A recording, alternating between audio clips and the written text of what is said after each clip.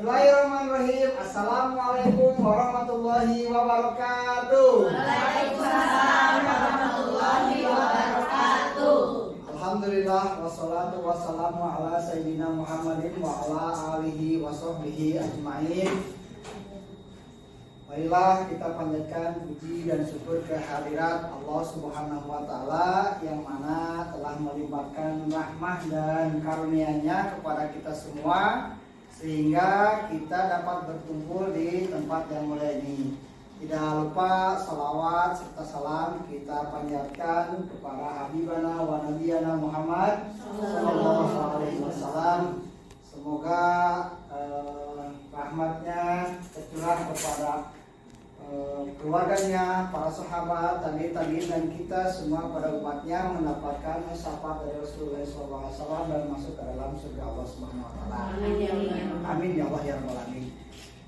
Terima kasih saya ucapkan kepada ibu-ibu semua, guru-guru hebat dari SLB Negeri Handayani yang mana pada siang hari ini kita dapat berkumpul di ruangan ini dalam acara diseminasi budaya positif modul 1.4. Mudah-mudahan apa yang kita bahas hari ini mendapatkan ilmu yang bermanfaat dan bisa menjadikan pengembangan yang positif juga bagi lingkungan di SLB Negeri Handayani. Amin. Oke. Dan ini nama saya Ali Murtada Pudoli, CGP Angkatan ke-8 dari SLB Negeri Handayani, bertugas masih tetap sama di SLB Negeri Handayani. Lanjut ini. Dan pada hari ini kita akan membahas tentang budaya positif di SLB Negeri Handayani. Yang pertama adalah disiplin positif. Yang kedua adalah nilai kebajikan dan keyakinan kelas, posisi kontrol guru, kebutuhan dasar dan segitiga restitusi. Adapun disiplin positif yaitu pendekatan mendidik untuk melakukan kontrol diri dan pembentukan kepercayaan diri. Nilai kebajikan dan keyakinan kelas yaitu tujuan mulia mengacu pada nilai dan prinsip yang dianut. Posisi kontrol itu ada pemberi hukuman, pembuat rasa bersalah, teman, kemudian pemantau dan manajer. Adapun kebutuhan dasarnya itu adalah bertahan hidup, kasih sayang, rasa diterima, penguasaan, kebebasan dan kesenangan. Dan segitiga restitusi adalah menstabilkan identitas, validasi tindakan yang salah dan menanyakan keyakinan. Oke, lanjut. Nah, Bapak Ibu sekalian, disiplin positif. Apa itu disiplin positif menurut Bapak Ibu sekalian?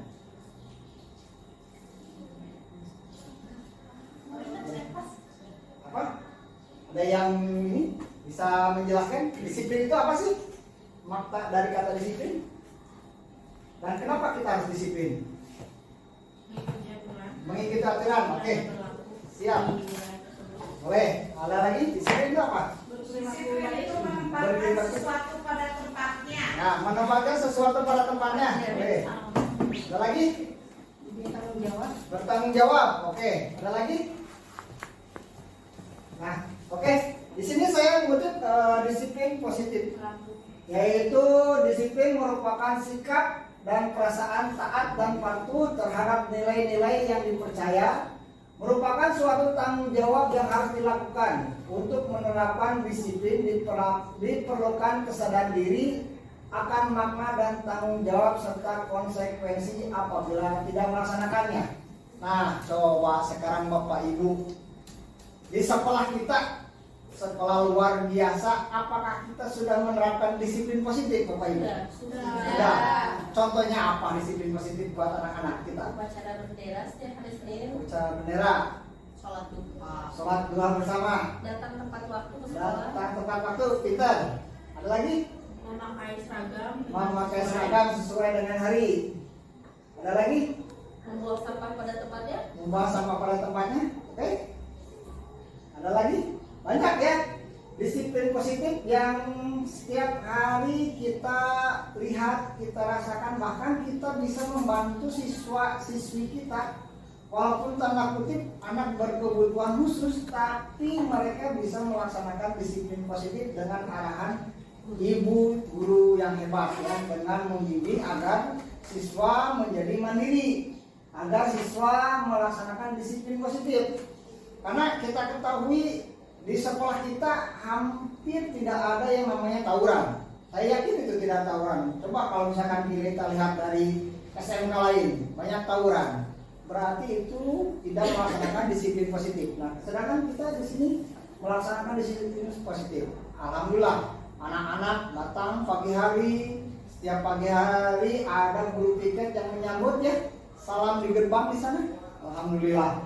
Nah, apakah disiplin positif ini perlu kita kembangkan atau masih ada yang kurang yang untuk diterapkan bagi siswa-siswi berkebutuhan khusus di kita di sekolah?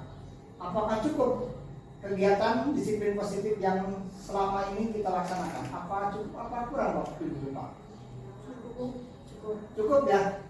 Oke, walaupun kita ada hambatan intelektual, hambatan dengan komunikasi, ada hambatan dengan indera penglihatan, ada hambatan dengan motorik gerak ya, juga autis dan hiperaktif, tapi alhamdulillah kita bisa membangun disiplin positif yang bisa kita kembangkan dan anak bisa mengikutinya.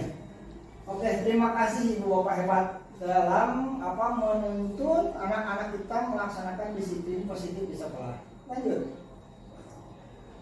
Nah, setelah disiplin positif timbul dari intrinsik, bukan dari siswa tapi guru, tenaga kependidikan, orang tua siswa, muncullah nilai kebajikan dan keyakinan kelas.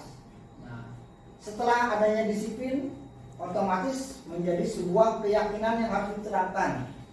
Nah, sekarang saya mau tanya sama Bapak Ibu, menurut Bapak Ibu, apa yang dimaksud dengan peraturan? Segala sesuatu yang harus diikuti. Kemudian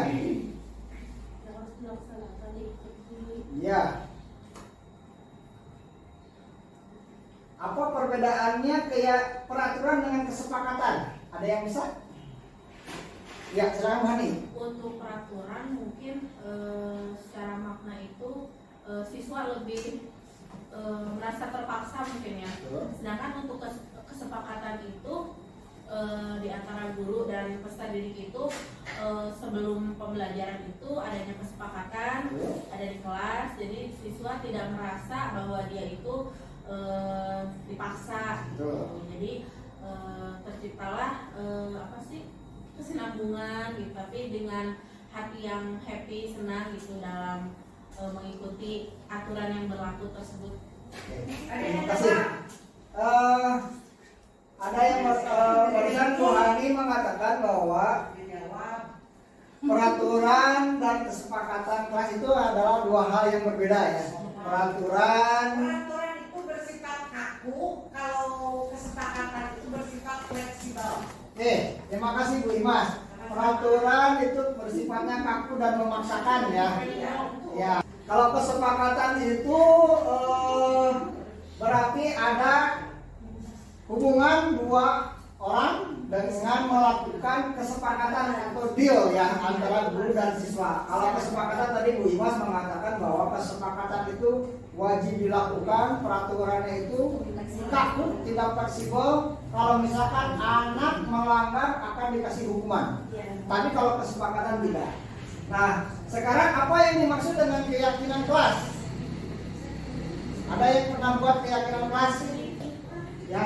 Kalau keyakinan kelas otomatis ada tadi kesepakatan dari guru dan siswa bahwa di kelas itu seperti tidak masuk kesiangan, tidak membuang sampah sembarangan, atau ada kesepakatan dalam kelas agar kelas itu dibuat nyaman mungkin, ya, agar kesepakatan kelas itu belajar terfokus pada siswa. Kemudian fungsi dan kegunaan keyakinan kelas. Nah, fungsinya itu adalah mengingatkan bahwa siswa itu belajar sesuai dengan kesepakatan yang telah dibuat oleh wali kelas dan siswa tersebut. Jadi misalkan siswa membuat kesepakatan bahwa tidak boleh mengganggu teman. Siswa misalkan tidak membuang sampah di dalam kelas. Kemudian belajar masuk tepat waktu dan pulang tepat waktu. Nah itulah kesepakatan dan kegunaan fungsi dari keyakinan kelas. Nah bagaimana merumuskan keyakinan kelas? Nah merumuskan keyakinan kelas itu otomatis tadi yang berdasarkan musyawarah atau kesepakatan antara guru dan peserta didik. Ya. Terus kemudian keyakinan kelas sudah, kegunaan dan keyakinan sudah, merumuskan sudah. Kemudian nilai kebajikan apa sih yang diharapkan dari keyakinan kelas? Apa sih yang akan diharapkan dari keyakinan kelas? Agar siswa ini timbul menjadi yakin bahwa anak ini, peserta didik ini nyaman belajar di kelasnya bersama wali kelasnya. Apa sih? Meningkatkan kedisiplinan peserta didik. Meningkatkan kedisiplinan peserta didik, ya. Ada lagi? Tanggung jawab. Tanggung jawab. Ada lagi? Berkomitmen. Berkomitmen. Lebih termotivasi. Lebih termotivasi untuk belajar. Kemudian? Ada lagi? Ya. Percaya diri. Oke. Nah, banyak sekali kita kaitkan terhadap P5 ya. Apalagi sekarang kurikulum merdeka kita kaitkan kenapa sih kita menilai kebajikan yang akan ditimbulkan dari keyakinan kelas, karena dari P5 bahwa rasa kasih sayang, gotong royong, ya, kerohanian itu semua masuk di dalam keyakinan kelas. Nah, tugas kita sebagai wali kelas menumbuhkan motivasi intrinsik siswa agar kita bisa membuat suatu kelas yang nyaman untuk anak belajar. Dengan tadi bahwa kebajikan yang dimulai itu adalah tanggung jawab, kejujuran, rasa percaya diri, rasa bersyukur. Kita sebagai guru di pendidikan khusus, kita harus mempunyai motivasi yang luar biasa lebih dari guru yang lain.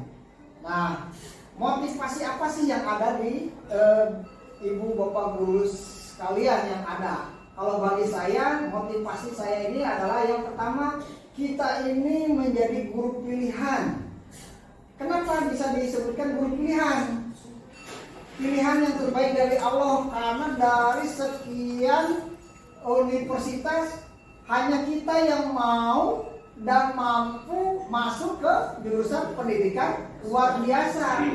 Saya yakin di luar sana ketika melihat jurusan misalkan di universitas negeri, jurusan luar biasa, pasti mereka akan mengalihkan ke jurusan yang lain, mungkin ke ekonomi, ke bahasa, ya, atau ke BK yang lebih ke depannya seperti apa. Tapi dari 1000 atau 100 yang mendaftarkan ke universitas, saya yakin hanya sebagian kecil yang mau mendaftarkan pendidikan ke jurusan pendidikan luar biasa atau pendidikan khusus.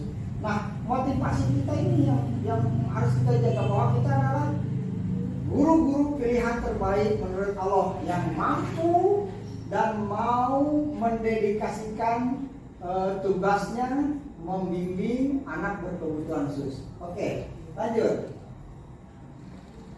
Nah, tadi keyakinan sudah, sekarang kita masuk posisi kontrol guru.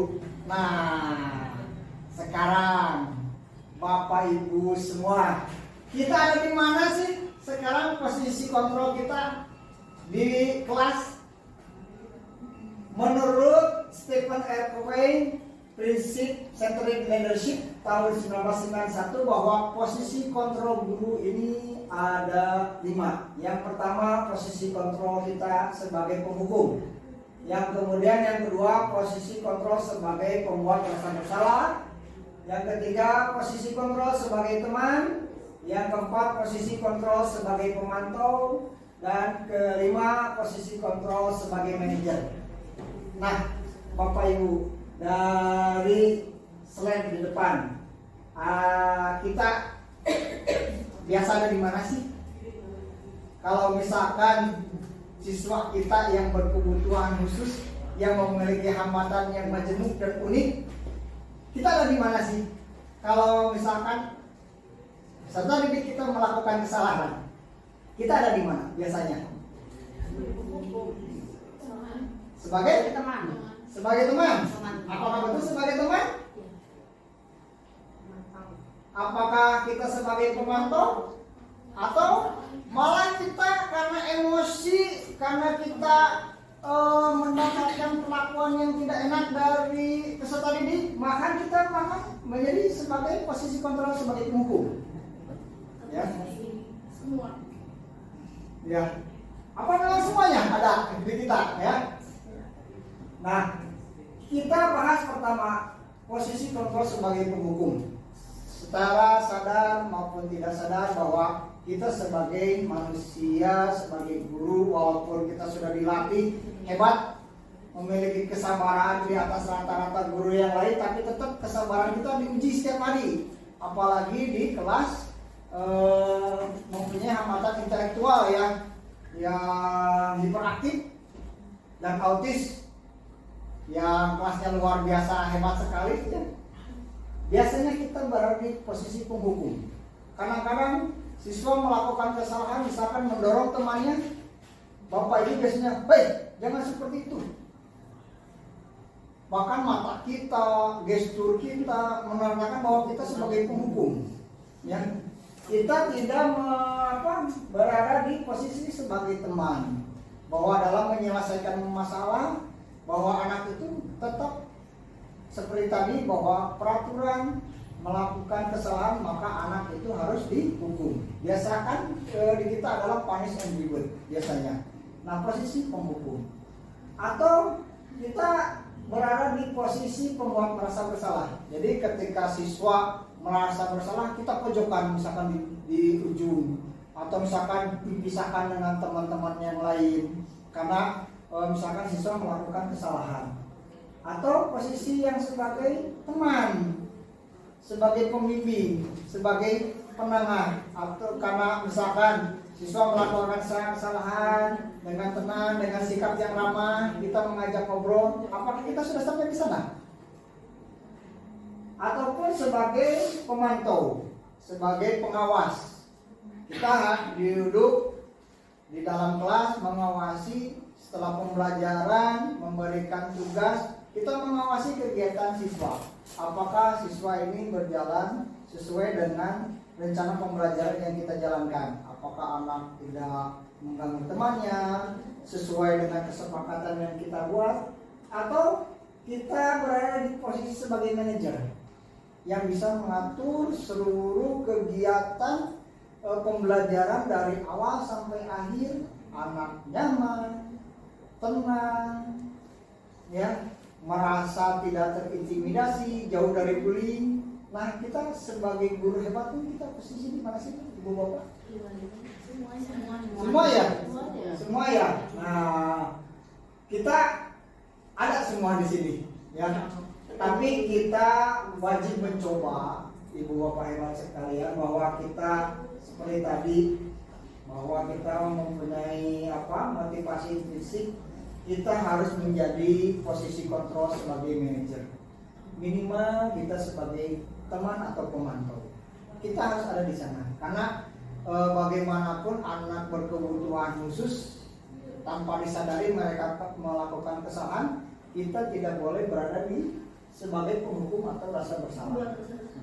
Jadi kalau misalkan anak melakukan kesalahan, jangan langsung gestur kita karena ada masalah di rumah, masalah di pekerjaan, masuk ke dalam kelas, anak melakukan kesalahan, langsung dikasih hukuman. Sekarang pembelajaran sekarang itu bukan teacher center, tapi sekarang pembelajaran itu adalah di student center.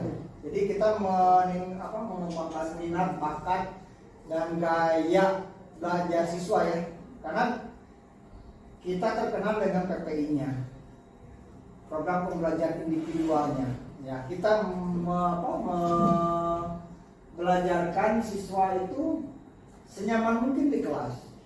Mereka bisa menerima pembelajaran merasa aman, merasa nyaman, walaupun dengan hambatan dan keterbatasan yang kami. Lanjut buku ini. Nah, tadi posisi kontrol. Sekarang masuk ke kebutuhan dasar. Nah, menurut Dr. William Glasser dalam teori bahwa kebutuhan dasar manusia ini ada 5 juga. Yang pertama, bertahan hidup, merasa diterima, kebebasan, kesenangan, dan penguasaan. Nah, dari kelima ini siswa kita, peserta didik kita ada semua tidak?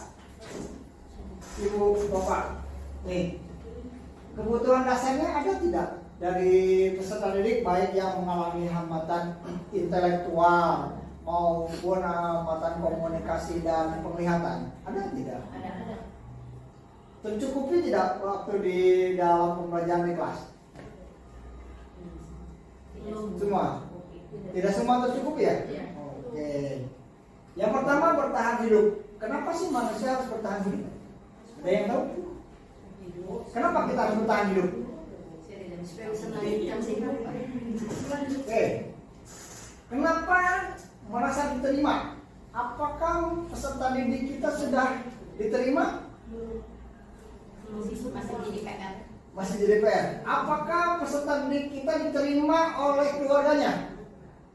Ada yang diterima, Ada yang sebagian, bahkan ada yang dikucilkan, ya, bahkan ada yang disembunyikan. Apakah peserta didik kita diterima di lingkungannya? Tidak semua menerima ya, karena mungkin tanda kutip karena tidak sama dengan pada umumnya ya. Kadang-kadang di lingkungan itu tidak inklusif, tidak menerima ya. Terus apakah peserta didik kita memiliki kebebasan? Baik kebebasan di rumahnya, kebebasan di lingkungannya, maupun di sekolah sudah bebas belum? Belum ya? Belum. Terus kemudian apakah peserta didik kita sudah merasakan senang belajar di sekolah luar biasa? Sudah merasa senang, sudah merasa yakin bahwa orang tuanya tepat menyekolahkan anak berkebutuhan khusus di sekolah luar biasa. Yakin ya? Nah, kemudian penguasaan. Apakah peserta didik berkebutuhan khusus kita sudah menguasai apa yang kita berikan, apa yang kita layani kepada mereka yang menjadi kebutuhan dasar mereka? Sebagian ya. Nah, kalau dari teori ini, apabila ada salah satu atau dua dari kebutuhan dasar yang tidak terpenuhi oleh peserta didik, maka peserta didik seperti anak dengan hambatan intelektual. Ya, pertama anak mengganggu temannya, merasa tidak nyaman di kelas, sering keluar masuk bolak-balik kelas, ya, menangis secara tiba-tiba, impulsif ya.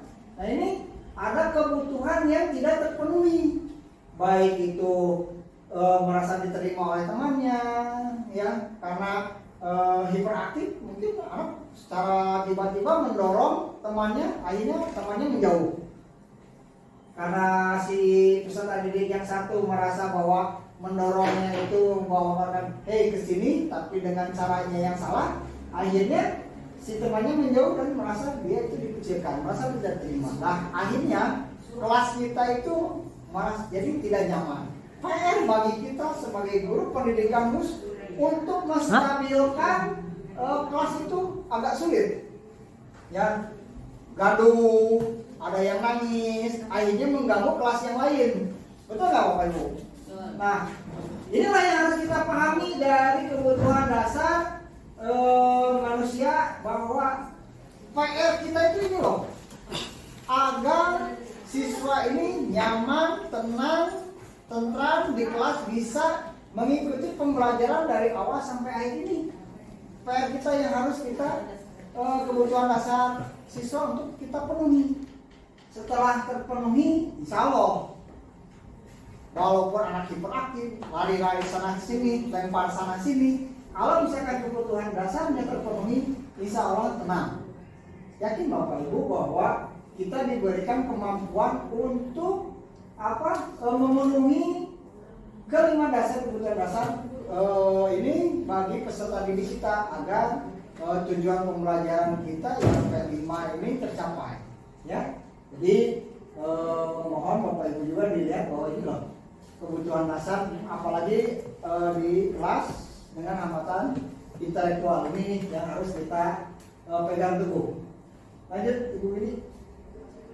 Nah, setelah kebutuhan dasar terpenuhi, kita masuk ke segitiga restitusi. Apa sih segitiga restitusi ini? Nih, bahwa segitiga restitusi ini ada 3. Yang pertama, menstabilkan identitas, validasi tindakan yang salah, dan menanyakan keyakinan. Nah, segitiga restitusi ini sebetulnya kita laksanakan jauh ya sebelum sekolah umum melaksanakan segitiga restitusi. Nah, segitiga restitusi ini adalah suatu proses dialog yang dijalankan oleh guru atau orang tua agar dapat menghasilkan murid yang mandiri dan bertanggung jawab. Restitusi adalah satu cara menanamkan disiplin positif pada murid sebagai bagian dari budaya positif di sekolah. Nah, jadi restitusi ini adalah bagian dari budaya positif. Nah, tadi kan sudah dijabarkan ya, budaya positif itu bahwa kita menanamkan bahwa siswa peserta didik kita harus percaya diri, bertanggung jawab, gotong royong, ya. Nah, mari kita lihat kasus yang akan saya tampilkan, Ibu, tentang segitiga restitusi. Mudah-mudahan kalau misalkan nanti di kelas Bapak Ibu mendapatkan problem, permasalahan, ini loh cara yang runtutnya dalam menyelesaikan permasalahan yang dihadapi oleh siswa. Ya, kita lihat. Ini terjadi di kelas 12 SMA LBC dengan hambatan intelektual dengan siswa Ihsanul Karim. Pada waktu itu saya kegiatannya lagi menerangkan tentang obat-obatan, tentang cara mengenai luka, ya. Kemudian Iman melakukan suatu ada obat untuk luka, ya. Ini namanya apa? Tadi luka nih. Cara menangani luka ringan, ada oleskan kapas betadin ke bagian yang luka. Kemudian tutup luka dengan meloloskan. Selamat siang Iman. Sudah sama Tuhan hari ini? Alhamdulillah. Iman tahu tidak kenapa Iman dipanggil sama Bapak kesini? Oke, nah tadi waktu belajar di kelas, waktu Bapak menerangkan tentang obat-obatan ya, Iman bilang Iman buang sampah sembarangan, betul tidak? Betul. Nah, kenapa Iman buang sampah sembarangan? Tidak melihat. Iman tidak melihat tempat sampah. Nah, Bapak di sini memanggil Iman bukan mencari kesalahan, ya, tapi Bapak di sini mau mencarikan solusi kenapa Iman melakukan kesalahan. Saya yakin Bapak juga dulu pernah melakukan kesalahan. Iman pun sama melakukan kesalahan, ya, dengan cara membuang sampah sembarangan. Nah, Iman masih ingat tidak keyakinan kelas dulu? Apa? Dilarang buang sampah sembarangan. Oke, hebat, masih ingat. Nah, dengan keyakinan kelas itu, menurut Iman, bagaimana agar permasalahan yang Iman lakukan itu dapat teratasi, Iman? Dengan buang sampah pada tempatnya. Oke, hebat. Nah, Iman juga bisa itu mencari solusi ya, dengan cara membuang sampah pada tempatnya. Nah, menurut Iman, yakin tidak kalau kita menjaga kebersihan dapat menjaga kesehatan?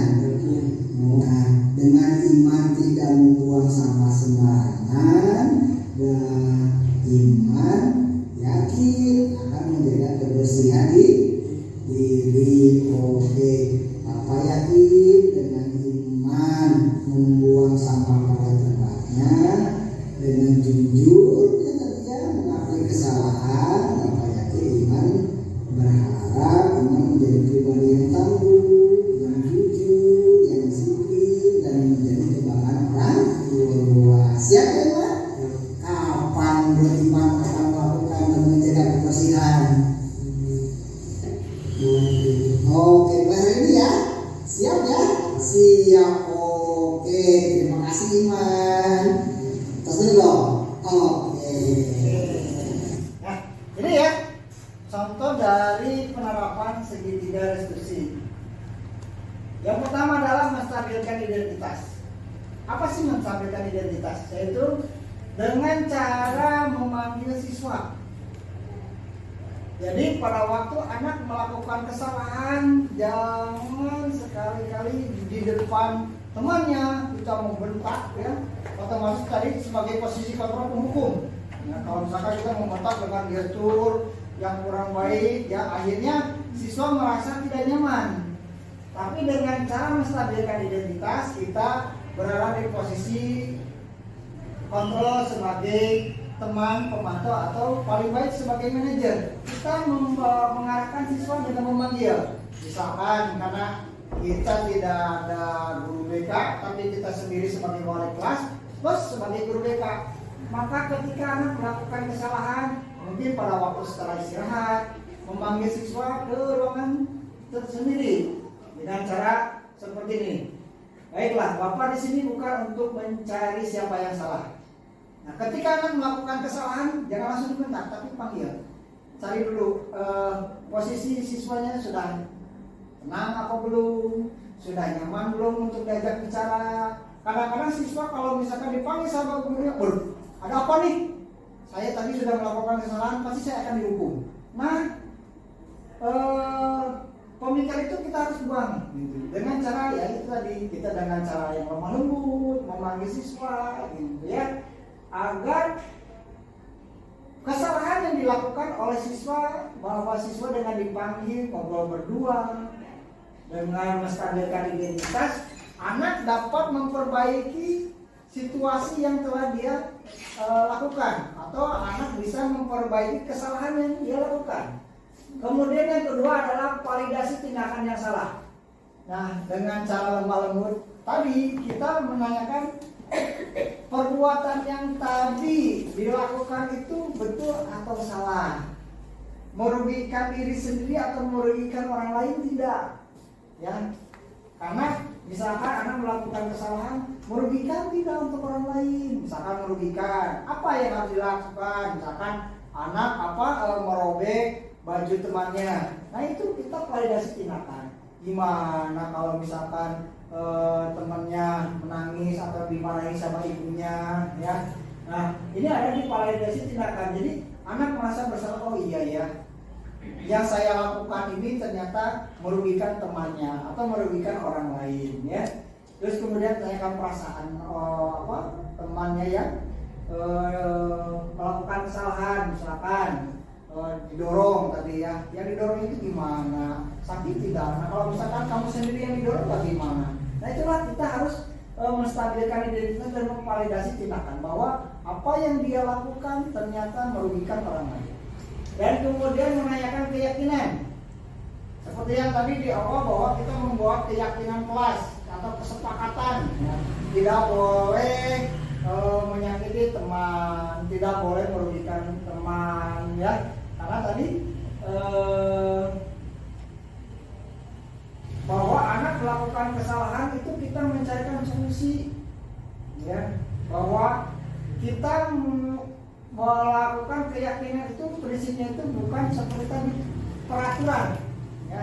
Sesuatu yang kaku, sesuatu yang dipaksakan, tapi kita membuat keyakinan bahwa apa yang dilakukan oleh siswa ternyata salah dan dia mau memperbaiki di kemudian hari. Nah, inilah menanyakan keyakinan-keyakinan ini. Nah, itu Bapak Ibu tentang budaya positif dari awal sampai akhir. Terima kasih Bapak Ibu semua telah hadir pada designasi kali ini. Mudah-mudahan apa yang kita bahas pada siang hari ini dapat bermanfaat bagi Ibu Bapak semua. Semoga kita menjadi guru hebat, membimbing siswa agar lebih percaya diri lagi. Motivasi intrinsiknya lebih keluar lagi walaupun dengan hambatan yang mereka punya. Amin.